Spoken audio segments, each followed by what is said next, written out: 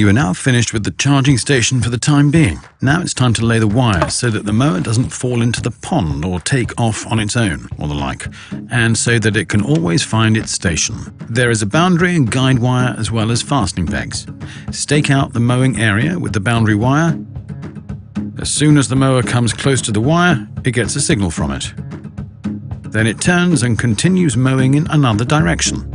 The other wire, the guide wire, shows the robot the way to the charging station when the battery is empty. However, the guide wire can be used to specifically guide the robot into certain areas in the garden. Before you really get started laying the wire, there's something quite important. The guide and boundary wires have to be connected at a location at the other end of the garden. In my case, it will be here.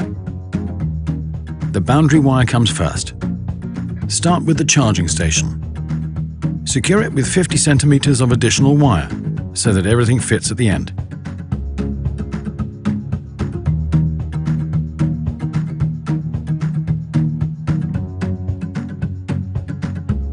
With the ruler, it's super easy to keep the right distance. Use 35 centimeters in front of solid walls so that the mower doesn't bump into it when it turns. On the other hand, a distance of 30 centimeters is enough for flower beds and gravel paths. But don't use any less. Otherwise, the mower might drive over the edge and get stuck. In addition, it's important for the flower bed or gravel path to be at the same level or lower than the mowing surface. Otherwise, the blades may be damaged. 10 centimeters is sufficient for paths or flagstones and so on. You see, the mower currently turns around on the path and cuts the grass right to the edge. If the path or flagstones are actually placed in the grass, then you can simply let the robot drive over it.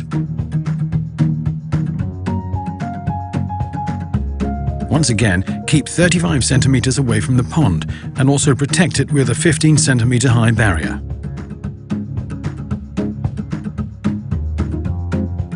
Simply hammer in the pegs every 70 centimeters. Then pull the wire until it's smooth.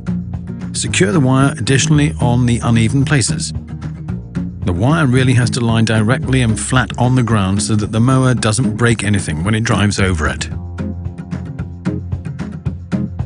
You can also bury the wire up to 20 centimeters deep in the ground. In any case, the grass will soon grow over it. Also surround individual obstacles. When laying the wire to an obstacle, don't hammer in the peg completely. That way, you can secure the wire with the same peg on the return path. Oh yeah, when going around an obstacle, start with the side from where the wire comes. This is important so that the wire is not crossed over.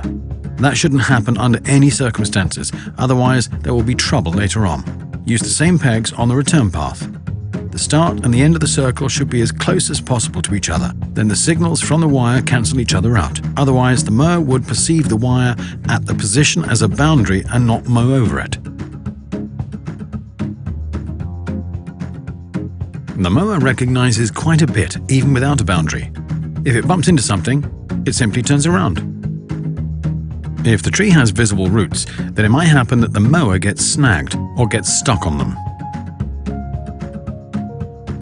At the end, at the place where you plan to connect the boundary and guide wires, there is one thing you shouldn't forget. Lay a 10 centimeter loop.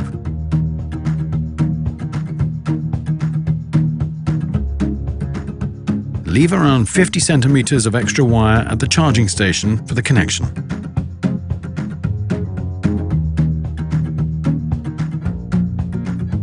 The guide wire comes after the boundary wire. With it, you can specifically direct the mower to the remote areas of the garden, and it shows the mower the way back to the charging station when the timer gives the command or the battery is empty. Here are a few tips in advance. Lay the wire diagonally on slopes so that the mower can mow there optimally as well. And also so that you can safely guide the robotic mower to secluded areas. You then set the remote starting points along the guide wire. That way, the robotic mower knows how often it has to mow remote areas in the garden. So, right from the start. First of all, thread the wire in the designated channel under the ground plate and lead it straight out by at least 1 meter.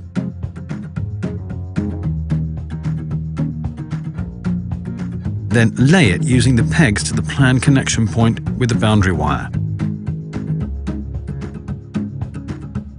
At places where it is narrow and the mower orientates itself by the guide wire when passing through, make sure that the guide wire is 20 centimeters away from the boundary wire on the left when looking from the charging station, and at least 40 centimeters on the right. On the right, however, the more the better.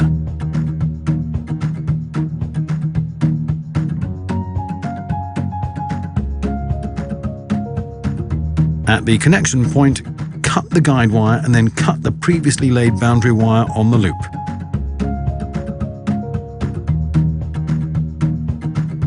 Then connect the ends of the 3 wires in the white-blue coupler.